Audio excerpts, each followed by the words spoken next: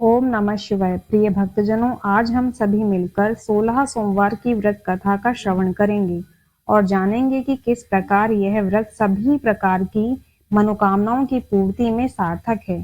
स्वयं पार्वती जी ने भी इस व्रत को करके अपने क्रोधित पुत्र को वापस पा लिया था।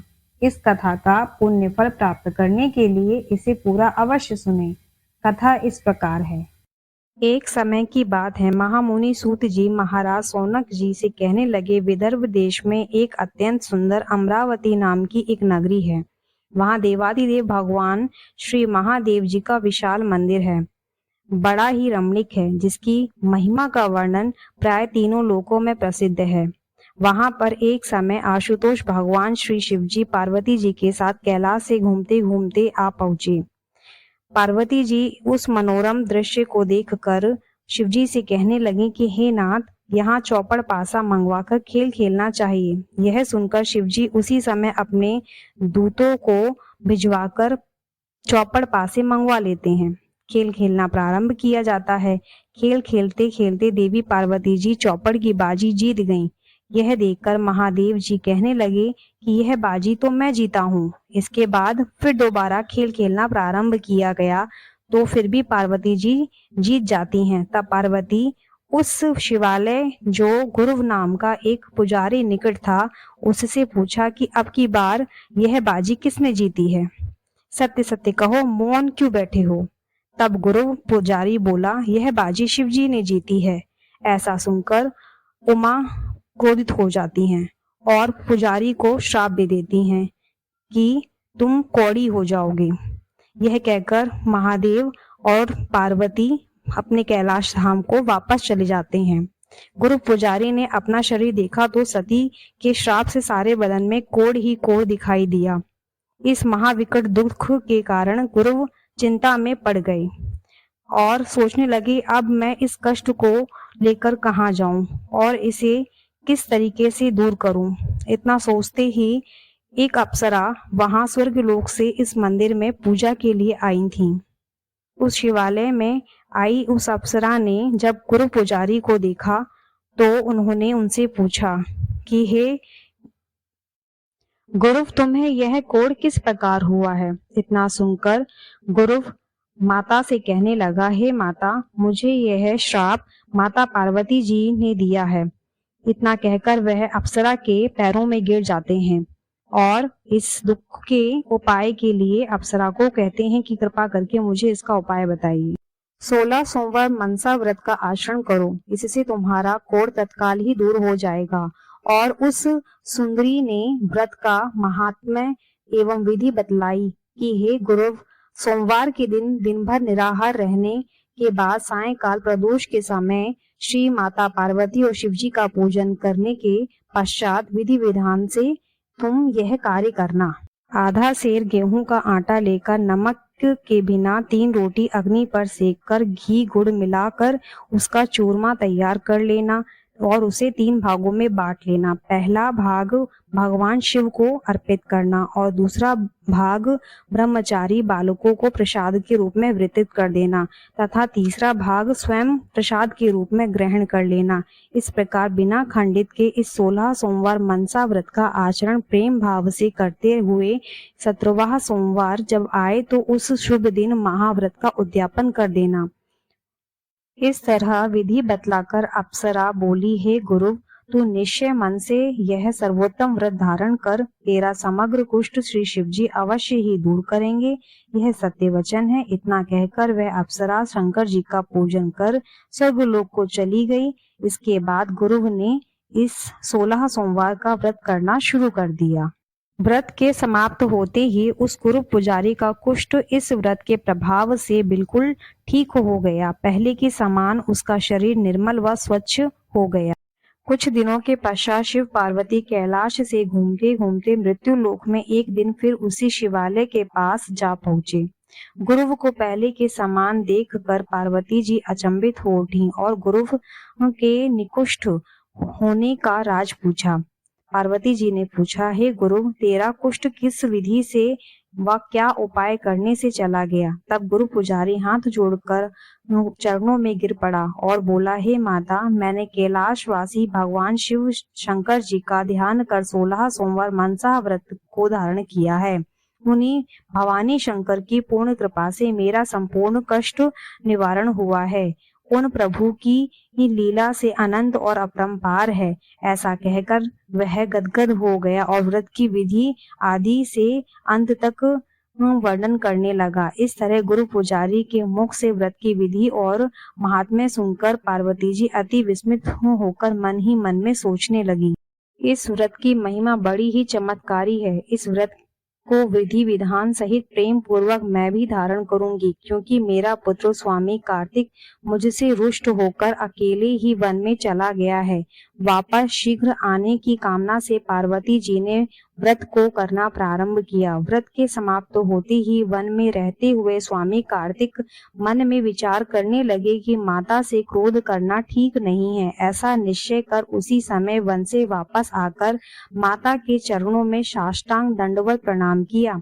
अपना प्रिय पुत्र कार्तिक स्वामी को देख श्री पार्वती जी प्रसन्नता के मारे मन में ही समाने लगी। इसके बाद स्वामी कार्तिक माता पार्वती जी से बोले कि मेरा मन तुम्हारे पास एक क्षण भर भी रहना नहीं चाहता था, पर आज एकाएक अंतःकरण में ऐसा भाव उत्पन्न हुआ कि श्री माता जी के शुभ दर्शन शीघ्र ही करना चाहिए। सो हे जननी, इसका क्या कारण है? यह सुन गिरिजा बोली, हे श्रेष्ठ पुत्र, मैंने 16 सोमवार मनसा व्रत का आचरण किया है। यह सब उसी व्रत का प्रभाव है जो तेरे चित्त में मुझसे मिलने की सद्भावना प्राप्त हुई। इस प्रकार कार्तिक स्वामी ने यह वृतांत बहुत चित्त लगाकर सुना और कहा, हे मातेश्वरी, इस उत्तम व्रत को मैं भी करना चाहता हूँ। कृपा करके मुझे भी इसकी विधि बतला दीजिए, क्योंकि मेरा एक प्रिय ब्राह्मण मित्र है जो बहुत दिनों से पता नहीं कहाँ चला गया है। मुझे उससे मिलने की बहुत ही उत्कंठा है। तब पार्वती जी ने व्रत की विधि बतला दी। तदंतर स्वामी कार्तिक ने भी विधिवत 16 सोमवार मनसा व्रत हार्दिक भाव से करना प्रारंभ किया। व्रत के समाप्त होते ही उसी दिन एक सुंदर वन में घूमते घूमते सहज ही कार्तिक स्वामी को उनके परम मित्र ब्राह्मण मिल जाते हैं।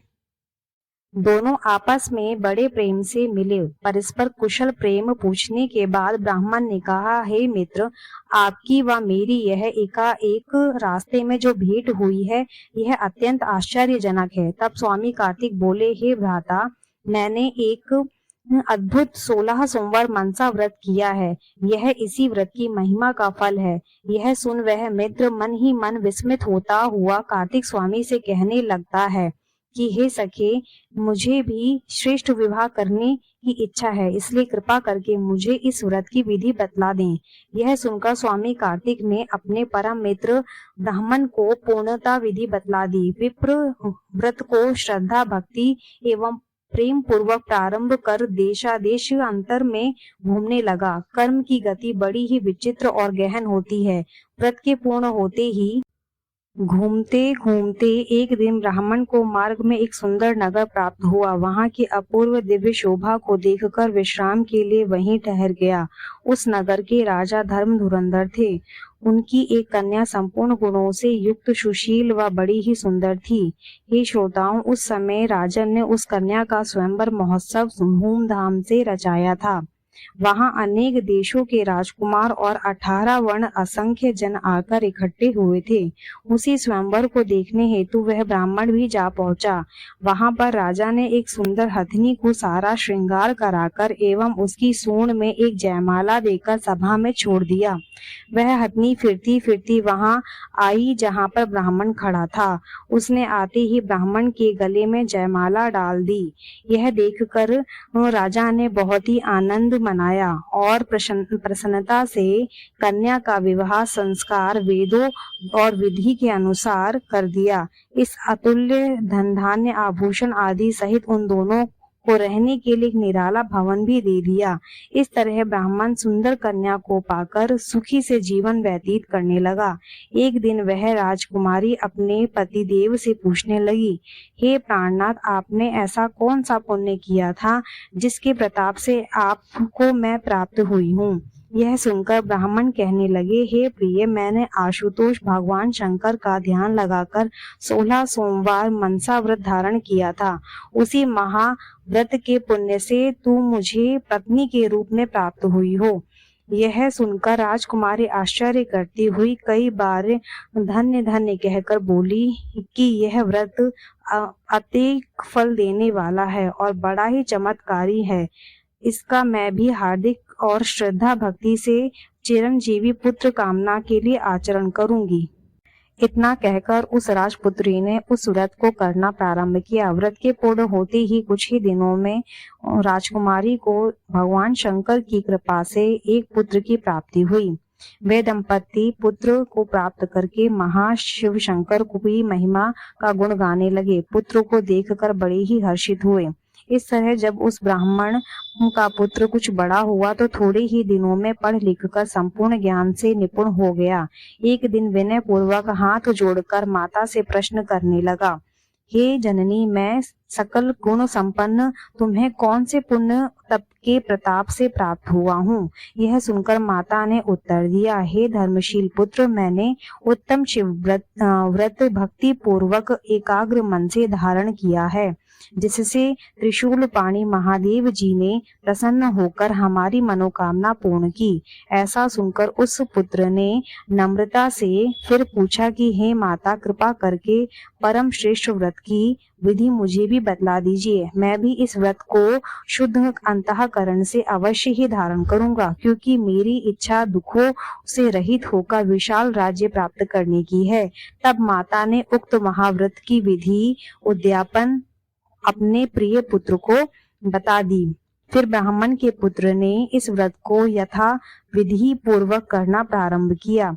व्रत पूर्ण भी होने नहीं पाया था कि एक विशाल देश के राजा, जिसकी बिल्कुल वृद्धावस्था प्राप्त हो गई थी, उसके कोई पुत्र नहीं था, केवल एक कन्या संतान ही थी। उस समय राजा ने सारे राज्य भर में यह घोषणा कर दी कि मैं राज सहित अपनी कन्या का स्वयंवर करूंगा। यह सुन विप्र कुमार भी गया और स्वयं घर में कैलाशवासी भगवान शंकर की कृपा से उस राज्य कन्या से सर्वगुण संपन्न उस ब्राह्मण पुत्र को चुन लिया। एवं नृपति श्रेष्ठ ने वेदों और विधि के अनुसार कन्या का विवाह संस्कार महोत्सव के साथ कर दिया तथा राज्य के संपूर्ण अधिकार राज्य सहित देकर आप वन में तप करने चल दिया। इधर ब्राह्मण व्रत के प्रभाव से अपनी धर्म पत्नी रानी के साथ अनेकों सुख भोगते हुए नीति पूर्वक राज्य कर रहे थे। उसी समय जब व्रत पूर्ण होने में आया और 17वां सोमवार आकर प्राप्त हुआ, उस शुभ दिन राजा ने अपनी प्रियतमा रानी से सब सामग्री लेकर एवं 5 सेर गेहूं के आटे का चूरमा बनाकर और उसके बराबर 3 भाग में बांटने के लिए कहा और शंकर जी के मंदिर में चलने के लिए कहा। तब रानी ने मन ही मन में विचार किया कि राजा ऐसी कृपाण क्यों कर रहे हैं? 5 से रुपयों की थाली भरकर शिवालय में क्यों नहीं पधारते? ऐसा पूर्ण निश्चय कर रानी ने 5 से रुपया थाली भरकर अन्य सामग्री के सहित दास दासियों के साथ मंदिर में पहुंचा दिया और रानी पतिदेव के साथ शिव पूजन के लिए नहीं गई। अतएव यह व्रत भंग हो गया और भगवान शिव उसी समय क्रोधित हो गए। शिव साधु का रूप धारण कर वहां आकर बोले, हे राजन, तेरी रानी ने शिवव्रत भंग कर दिया है, इसलिए इसको राजमहल से शीघ्र ही बाहर निकाल दे, नहीं तो तेरा सारा राज्य नष्ट और भ्रष्ट होकर भयंकर अनर्थ को प्राप्त हो जाएगा। इस प्रकार यति रूप शिवजी ही राजा से ऐसी बात कर ही रहे थे कि बीच में प्राचीन प्रधानमंत्री गण बोल उठे कि यह राज्य इस रानी के पिता का दिया हुआ है, अतः रानी को निकालना बिल्कुल अनुचित होगा। तब शिवजी फिर महाक्रोध करके कहने लगे कि हे मूढ़ प्रधानों, जिसने भगवान शंकर का व्रत भंग कर दिया है, अब उसको घर में रखना ठीक नहीं है। तब राजन ने दोनों तरफ का विचार कर उसी समय रानी को राजमहल से बाहर निकाल दिया। रानी बड़ी दीन दुखी होकर अत्यंत शोक के साथ वहां से पांव पैदल चलते हुए एक गांव में जा पहुंची। रानी उस गांव में जाकर एक बुढ़िया के घर रहने लगी। वृद्धा रानी को देखकर प्रसन्न हुई और बोली कि एक कार्य मैं तुझे सौंपती हूँ। यह रुई के फौले हैं, इन्हें बाजार में ले जाकर बेच आ। यह बात वृद्धा की सुनकर रानी हर्षित होकर रुई के फौलों को लेकर बाजार में जा पहुंची। परंतु भगवान शंकर जी के प्रकोप से उसी समय ऐसी भयंकर आंधी चली जिससे रुई के फौले सब उड़ गए। तब रानी ने आकर बुढ़िया से कहा, हे माता, वह रुई के फौले तो अद्भुत पवन के चलने से सब ही उड़ गए। उस वृद्धा ने आश्चर्य युक्त यह वचन सुनकर रानी से कहा, अब तू मेरे घर से शीघ्र ही चली जा। तब रानी वहां से निकलकर एक तेली के घर रहने लगी। उस तेली के यहाँ तेल के भरे हुए घट रखे थे। रानी की दृष्टि जब तेल के घड़ों पर पड़ी तब शिवजी के महाप्रकोप से तत्काल ही सब घड़ों का तेल उड़ गया। तेली यह देखकर विस्मित होकर कहने लगा कि यह दीन स्त्री है, मेरे घर में रहती है। तेल के भरे घड़ों को इसके देखते ही सबका सब तेल उड़ गया। अतः रानी से बोला, कृपा करके मेरे घर से बाहर निकल जाइए और अन्यत्र कहीं भी जाकर रहिए। यदि तुम मेरे यहाँ रहोगी तो मैं भी अवश्य भिक्षुक हो जाऊंगा। ऐसा कहकर तेली ने भी रानी को अपने घर से बाहर निकाल दिया। रानी वहां से चलते चलते एक नदी के तट पर पहुंची। वहां उसकी दृष्टि पड़ते ही उस नदी का सारा पानी तुरंत सूख गया। तब रानी मन में बड़ी आश्चर्य करती हुई विचार करने लगी कि यह सब मेरे ही पापों का फल है। तब वह रानी महान संकट उठाते हुए वनोवन घूमते हुए एक निर्मल जल से भरे सरोवर के पास जा पहुंची। जैसे ही रानी ने जल पर दृष्टि डाली वैसे ही पानी में असंख्य कीड़े पड़ गए। यह देख और अधिक व्याकुल होने लगी।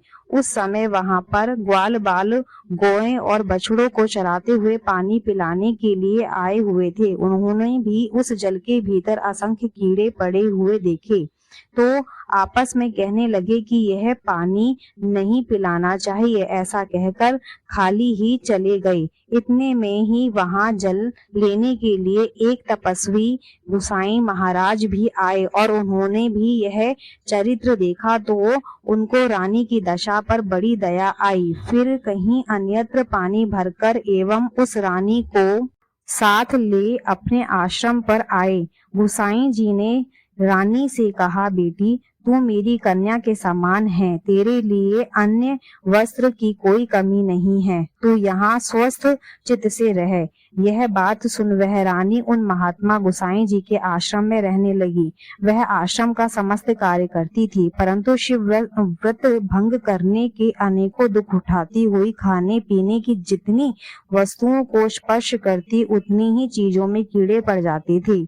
यह देख गुसाई जी अत्यंत चिंता अनुसार होकर आश्चर्य करने लगे और विचार करने लगे कि अब क्या यत्न करना चाहिए। इस निराश्रित दीन दुखिया अबला पर क्या दोष लगा है? कोई ऐसा उपाय शीघ्र करना चाहिए जिससे इसके सर्व दोष आदि संकट निवृत्त हो जाएं। इस प्रकार पूर्ण निश्चय कर गुसाई जी महाराज ने उसी समय भगवान शंकर का उग्र तप करना प्रारंभ कर दिया। उससे कुछ ही समय में भोलेनाथ प्रसन्न हुए और प्रत्यक्ष रूप में प्रकट होकर बोले, जो तेरे अंतःकरण में हो वो वर मांग। तब गुसाई जी चरणों में गिरकर हाथ जोड़कर प्रार्थना करने लगे कि हे भगवान, इस भाग्यहीन अबला पर क्या दोष है और उससे यह कैसे छुटकारा पा सकेगी? प्रभु कृपा करके यह मुझे बतलाइए। तब दीन दयालु भगवान शिव ने कहा, हे तपस्विन, इस रानी ने मेरे 16 सोमवार मनसा व्रत को भंग कर दिया है, अतः इसी महादोष से इसे अनेकों कष्ट प्राप्त होकर ऐसी महाविकट दशा प्राप्त हुई है। रानी ही हार्दिक भाव भक्ति से इस मेरे परम प्रिय 16 सोमवार मनसा व्रत को यथाविधि अखंड आचरण करे तो हे महात्मन, व्रत समाप्त होने पर ही यह संपूर्ण दोषों एवं दुखों से छुटकारा पा सकेगी। स्वयं इसका पति यहाँ आकर शीघ्र ही इसे ले जाएगा और पहले की तरह अतुल सुख और सौभाग्य को प्राप्त करेगी। महादेव ऐसा वरदान देकर कैलाश धाम को अंतर्ध्यान हो गए। इसके बाद श्री गोसाई जी महाराज जी ने उस रानी से इस 16 सोमवार मनसा व्रत को विधि पूर्वक अखंड श्रद्धा भक्ति पूर्वक धारण कराया। उक्त महाव्रत के पूर्ण होते ही रानी के सारे संकट दूर हो गए। अर्थात इस व्रत के प्रताप से उधर कई दिनों में राजा एक दिन अपने मन में विचार करने लगे कि रानी की खोज कहीं कराना चाहिए। ऐसे निश्चय करते ही तुरंत दूतों को बुलाकर रानी को ढूंढने के लिए चारों ओर देशादेशांतर में भेज दिया। दूत ढूंढते ढूंढते वहां आ निकले जहां रानी श्री गोसाई जी के आश्रम पर रहती थी। रानी की व दूतों की परस्पर पहचान हुई। फिर दूतों ने जाकर रानी के संपूर्ण शुभ वृतांत राजा को सुनाई। दूतों से यह संवाद सुन राजा बहुत ही प्रसन्न हुए। प्रधानमंत्री सहित उस वन में आकर गोसाई जी महाराज से मिले और रानी को अपने साथ लेकर चलने के लिए तैयार हो गए। उस समय राजा ने गोसाई जी को वस्त्र आदि भेंट कर नम्रता से प्रार्थना कर क्षमा याचना की। तब गोसाई जी ने राजा से कहा, राजन, मैंने आज तक इस रानी को अपनी कन्या के समान रखकर पालन किया था, अब आप इसका पालन करना। इतना कहकर प्रेम पूर्वक गदगद हुए। उस समय राजा रानी ने श्री गोसाई जी महाराज जी के चरणों में साष्टांग नमस्कार कर एवं मधुर वाक्यों से उनका समाधान कर रानी सहित रथ में बैठकर अपने नगर में आए और चारों ओर नगर में आनंद महोत्सव की बधाइयां घर घर पर होने लगीं। राजा रानी के आते ही राजभवन में अनेक तरह के बाजे बजने लगे व मंगल नृत्य गान होने लगे। इस प्रकार का महोत्सव राजा ने बड़ी प्रसन्नता पूर्वक किया और उसी समय ब्राह्मणों को भोजन, दान, दक्षिणा एवं अतिथि याचकों को मनचाहा नाना प्रकार का दान धन धान्य के सहित देकर प्रसन्न किया। इस प्रकार राजा रानी की भेंट होने से सब प्रजा को बड़ा हर्ष हुआ और राजा धर्म से और नीति पूर्वक राज्य करने लगा। सूत जी महाराज इस प्रकार सौनकादिक मुनियों को कथा सुनाते हुए कहने लगे कि इस 16 सोमवार मनसा व्रत को पृथ्वी पर कोई भी जन श्रद्धा भक्ति एवं यथा विधि से आचरण करेगा, उस पर आशुतोष भगवान श्री शिव जी शीघ्र ही प्रसन्न होकर उसके जन्म जन्मांतर के समस्त पाप, दोष, दरिद्र, रोग व सर्व संकट आदि को निवारण करेंगे तथा जो कोई मनोकामना धर आदर सहित व्रत को पूर्ण करेगा उसे समस्त मनोकामना की पूर्ण फल की प्राप्ति होगी। यह बिल्कुल सत्य है। हे श्रोताओं, इस शिव महाव्रत को हार्दिक भाव से अखंड धारण करने पर अतुल्य धन धान्य, पुत्र पौत्र, कन्या, यश, आरोग्य एवं आयु की वृद्धि होकर इस लोक में अनेकानेक सुख प्राप्त कर अंत में परम लोक अर्थात शिवलोक को प्राप्त होता है तथा इस कथा को जो भी कोई श्रद्धा पूर्वक एकाग्र मन से सुनेगा व सुनाएगा उस पर श्री महेश सदा प्रसन्न रहते हैं। ओम नमः शिवाय।